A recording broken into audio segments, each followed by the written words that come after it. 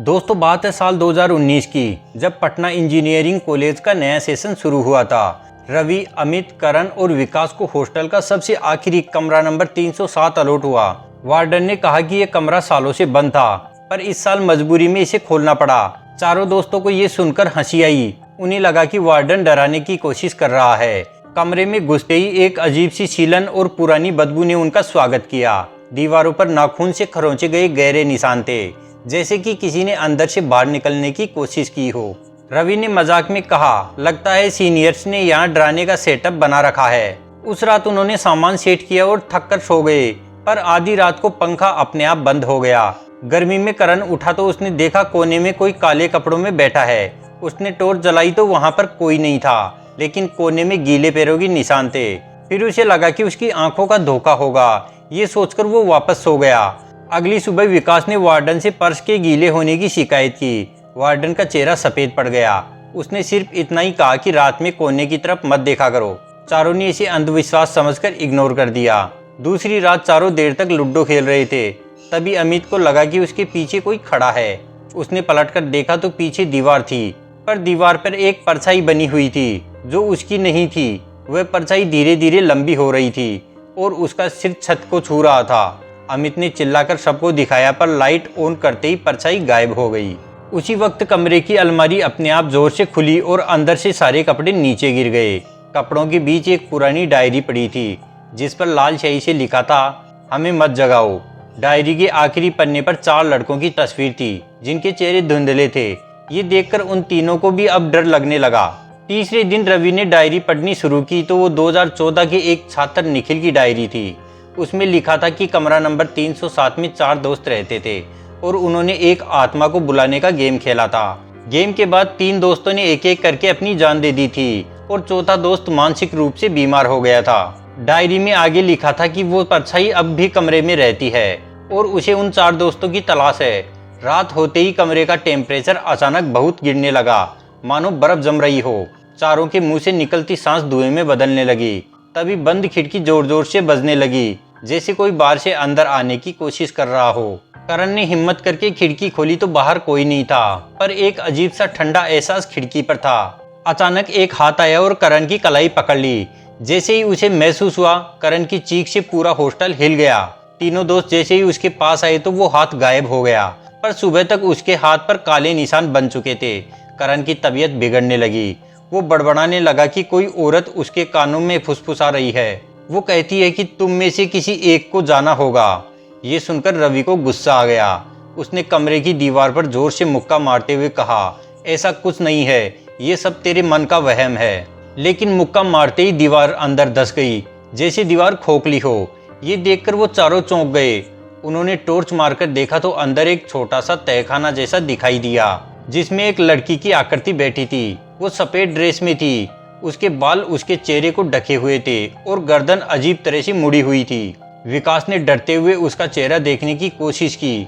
जैसे ही उसके बाल हटाए, लड़की ने अपनी आंखें खोली, जो पूरी तरह से काली थी। उसने एकदम चीख कर कहा, तुमने मुझे फिर से जगा दिया। उसकी चीख इतनी तेज थी कि कमरे के सारे बल्ब एक साथ फूट गए। अंधेरे में चारों ने एक दूसरे का हाथ पकड़ लिया।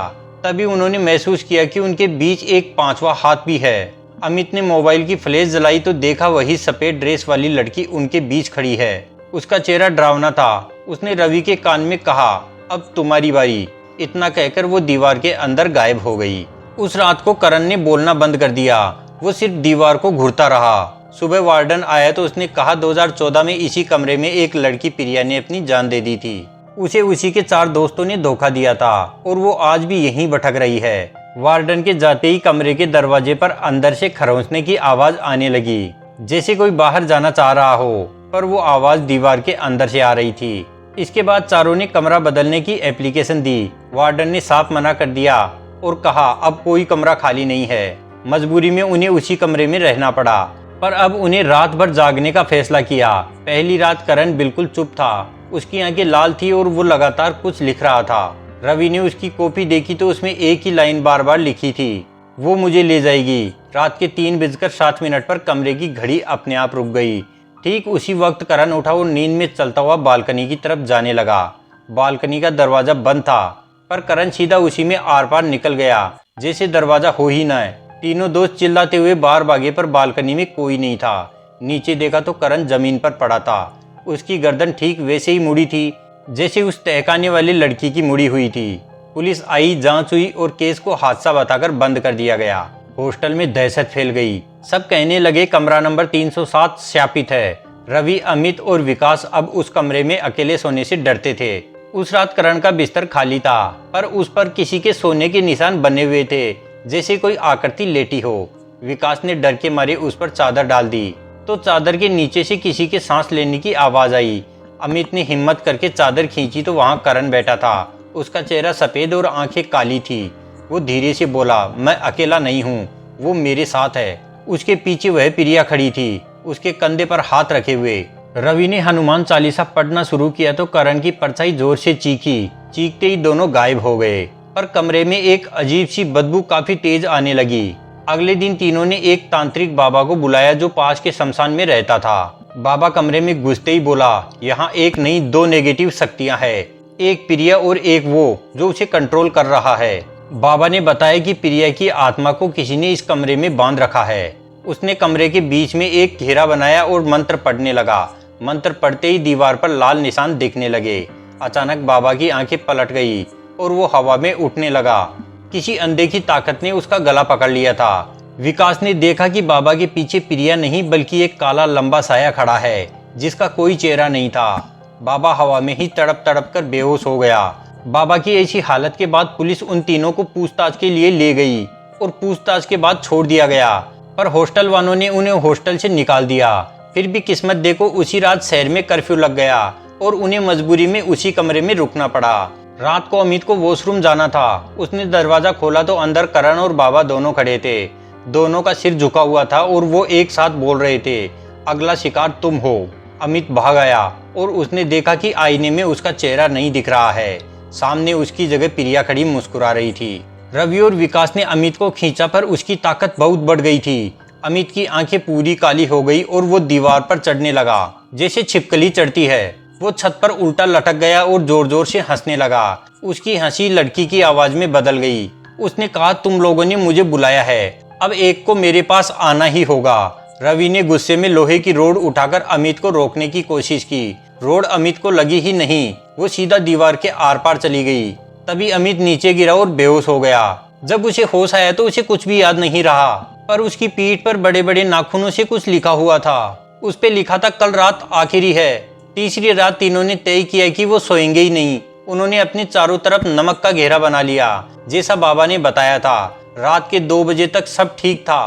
फिर कमरे की लाइटें झपकने लगी। नमक का घेरा अपने आप टूटने लगा, जैसे कोई उसे पैरों से मिटा रहा हो।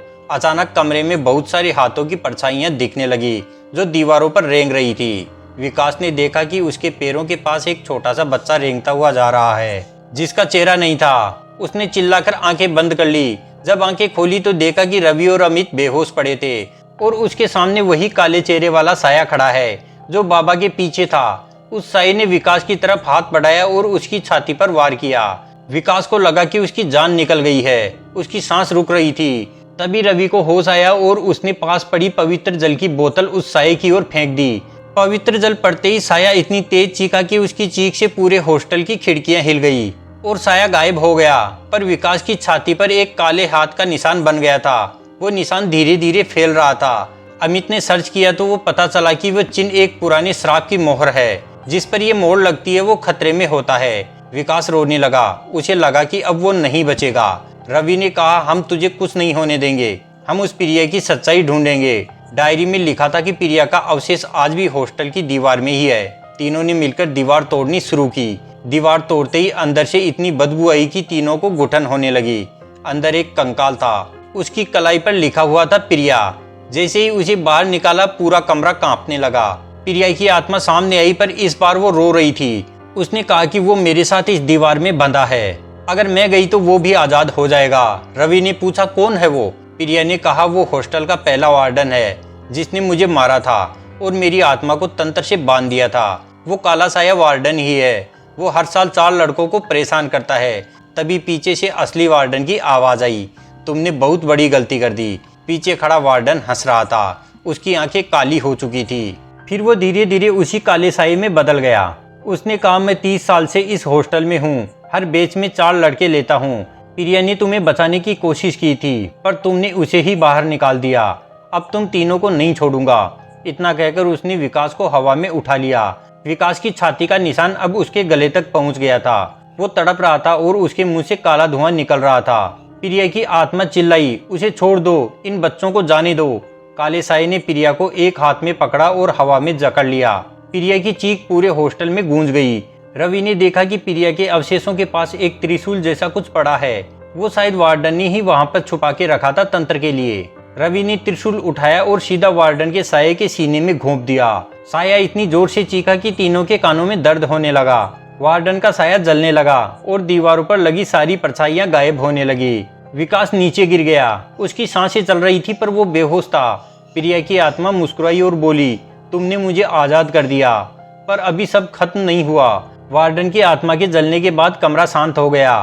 पुलिस और हॉस्टल के मैनेजर ने अवशेषों को निकालकर अंतिम संस्कार कर दिया।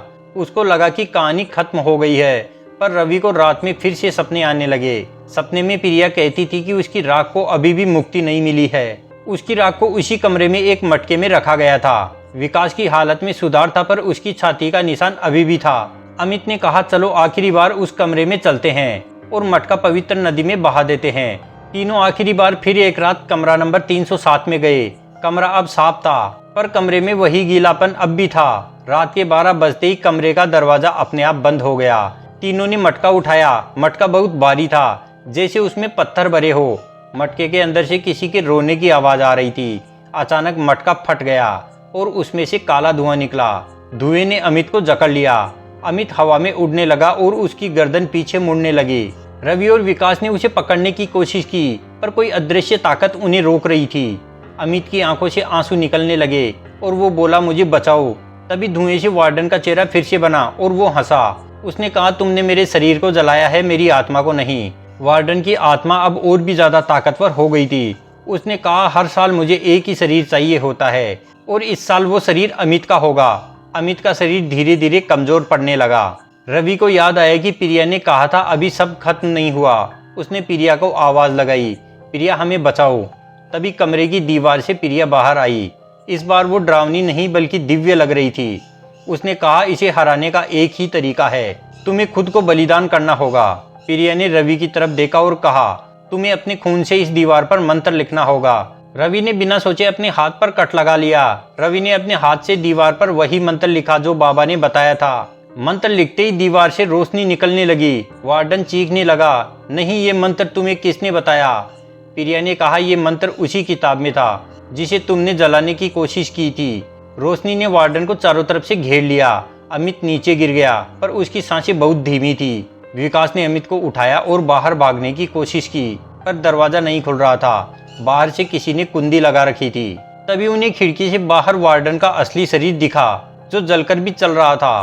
प्रिया ने अपनी सारी शक्ति लगाकर वार्डन के साये को खींचा और अपने साथ दीवार में ले गई। दीवार अपने आप जुड़ने लगी जैसे कभी टूटी ही ना हो। जाते जाते प्रिया बोली, इस कमरे को हमेशा के लिए बंद कर देना। इतना कहकर वो हमेशा के लिए गायब हो गई।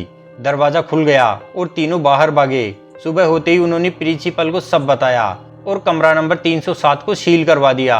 अब विकास का निशान गायब हो गया था और अमित भी ठीक हो गया था। पर कहानी यहीं खत्म नहीं हुई, क्योंकि इस दीवार के अंदर से आज भी खरोंचने की आवाजें आती है। इस घटना को 2 साल हो चुके थे। रवि, अमित और विकास पास आउट होकर नौकरी कर रहे थे। कॉलेज में एक नया बैच आया और हॉस्टल में जगह कम पड़ने लगी। प्रिंसिपल बदल गया था और नए प्रिंसिपल ने बिना इतिहास जाने 307 का सील तोड़ दिया। उसमें फिर से 3 नए लड़के शिफ्ट हो गए, सुमित, रोहन और जय। पहली रात ही उन्हें कमरे के कोने में गीलापन दिखाई दिया। दूसरी रात पंखा अपने आप बंद हो गया। तीसरी रात उन्हें भी अलमारी से वही पुरानी डायरी मिली जिस पर लिखा था, हमें मत जगाओ। डायरी के आखिरी पन्ने पर अब 7 लड़कों की तस्वीर थी जिनके चेहरे धुंधले थे। उन 7 में करण, बाबा और वार्डन के साथ रवि, अमित और विकास की भी धुंधली तस्वीरें बन रही थी। उधर रवि को एक रात फिर सपना आया।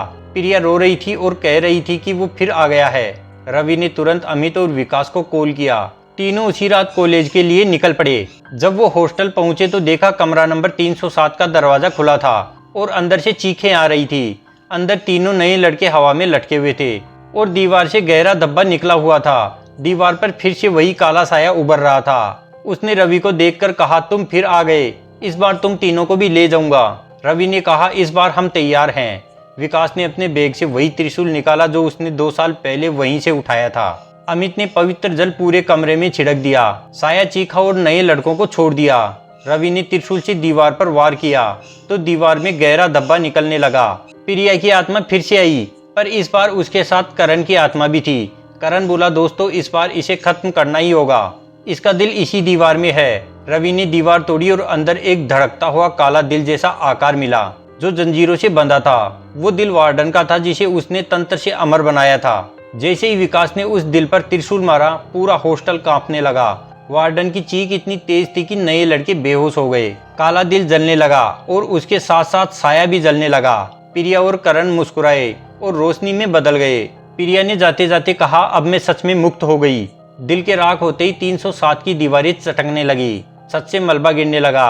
रवि चिल्लाया, सब बाहर भागो। सभी किसी तरह जान बचाकर बाहर निकले। उनके निकलते ही कमरा नंबर 307 भरभरा कर गिर गया। वहां अब सिर्फ एक काली दीवार थी जिस पर लिखा था, कभी मत खोलना। इस घटना के बाद कॉलेज ने उस जगह पर एक छोटा सा मंदिर बनवा दिया। हॉस्टल के बच्चे आज भी कहते हैं कि कॉरिडोर के आखिरी में कभी कभी 4 दोस्त दिखते हैं, 3 जो भाग रहे हैं और 1 जो उन्हें बुला रहा है। तो दोस्तों ये थी आज की हॉन्टेड हॉस्टल के कमरा नंबर 307 की कहानी। अगर आपको वीडियो पसंद आई हो तो वीडियो को लाइक और शेयर करें। चैनल को सब्सक्राइब करके बेल आइकन दबाना ना भूलें, क्योंकि हम हर रोज इस चैनल पर ऐसी ही रहस्यमयी और डरावनी कहानियां लेकर आते हैं। मिलते हैं अगली एक और हॉन्टेड कहानी के साथ। तब तक के लिए अपना और अपने परिवार का ख्याल रखिए। और एक बात हमेशा याद रखें, कुछ कमरे बंद ही अच्छे लगते हैं, कुछ दरवाजे कभी नहीं खोलने चाहिए, वरना अगला नंबर आपका हो सकता है।